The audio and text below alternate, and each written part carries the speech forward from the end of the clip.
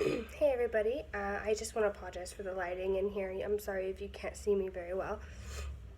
I'm just experimenting with places to do my speech.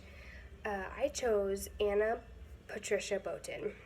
She sounded pretty interesting, so I researched her and come to find out she's a very accomplished woman. She runs her dad's bank. She's chairman of her dad's bank in Spain. I think she's the most interesting person that I've ever heard of, probably most extraordinary. Like I said, she's had many accomplishments, starting with her personal life and leading up to her career and her career. She's she's a Spanish banker at the UK's third biggest high street bank. It's called the Banesto. According to the Guardian, which is a news article, the Botins family is the Spanish banking's most powerful family that has come to the UK. They say it's Spain's world-conquering banking dynasty. Anna's father, Emilio Botin, is the head of the bank, founded by his own ancestors in 1857, which is quite a long time away, or long time ago. As far as Anna's personal life, her better-known name is Anna Patricia Botin O'Shea. She was born in October on the 4th, 1960, in Santander, Spain. She's 57 years old today. She is the daughter of a Spanish banker, such as herself. Her father, Emilio Botin, was the executive chairman of Spain's Grupo Santander and the Marquis of O'Shea. She was educated at St. Mary's School, Ascot, and studied economics at Bryn Mawr College. Her and her husband, Guillermo, who is a wealthy landowner, have 3 sons together. The first one is Pablo, and then there's Felipe and Javier. Guillermo bought a 6-bedroom house in 2010 in Belgravia, London, which is amazing. I've always wanted to go to London. They own a house in the Swiss ski resort of Gstaad as well. Some think that she is excellent. Others see her as less of a leader than her father, since she has such a big role to play. It's pretty hard to, not pretty hard, I guess. What I'm trying to say is there's going to be a lot of opinions about her, just since the name is so big. The Botin family is very big in Spain, and not to mention in the U.S. as well. Having this, which brings me to my next point, excuse me. Having the surname Botin has pushed her to see past the wall encountered by women in Spain, holding a man's job, or the position that a man is supposed to have. It shows that she can continually prove her worth. She is setting so many examples for women, not only in Spain, but for women across the world, and men as well. She has to live up to her father's standards that he has set for her, since that, like I said previously, that the name is so big and well known.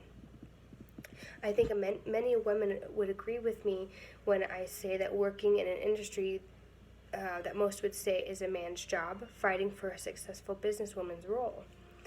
Needless to say, her father is the chairman of the bank that she works for.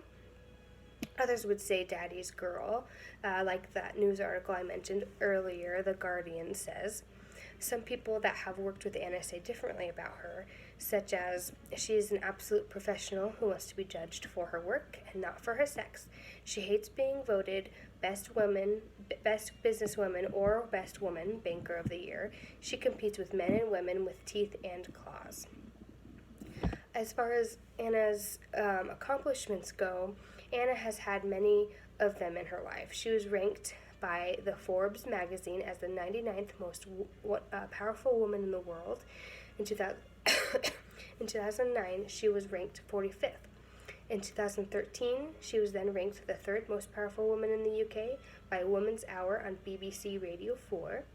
In 2016, she was ranked the 10th most powerful woman in the world by Forbes. In 2015, it was announced she would be made an honorary Dame Commander of the Order of the British Empire for services to the British financial sector, which that would be pretty interesting to actually research. Honestly don't know anything about it, so that would be kind of cool. In the same year, she was presented with the first award for responsible capitalism.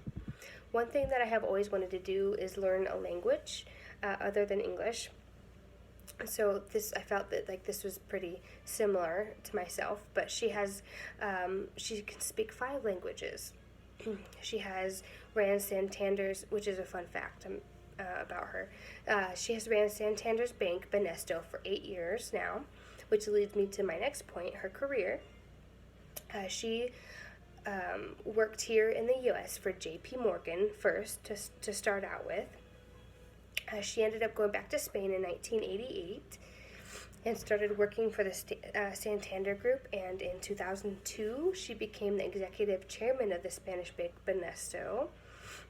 In November 2010, she succeeded Antonio Horta Osorio as chief executive of Santander UK, which is someone she actually ended up hiring at the bank later on after the election. In 2013, she was appointed a director of Coca-Cola. In September 2014, she was appointed chair of the Santander Group, and she is the 4th generation of the Botin family to hold this role. Another big factor that plays a role in her successful life, she was Financial Times European Businesswoman of the Year for 2 years running, after placing Banesto among the companies that made up the Madrid Stock Exchange. Before that, she was responsible for Santander's expansion into Latin America. So it sounds like she is a very determined woman, not only in her personal life, but also her career, and she's just trying to fight for her right to be a businesswoman and trying to stick up for all the opinions that she gets about her being a woman. And as you can now see, Anna Patricia Botin is a very accomplished and outstanding woman in her personal life and her career. On an ending note, Anna's father and his father and grandfather were both presidents of the bank. Most people expect Anna Patricia, the eldest of 6, to be next. So who knows? She might be. I'll have to keep researching it and stay tuned. So I think that's it. Anna has banking in her blood. Thank you.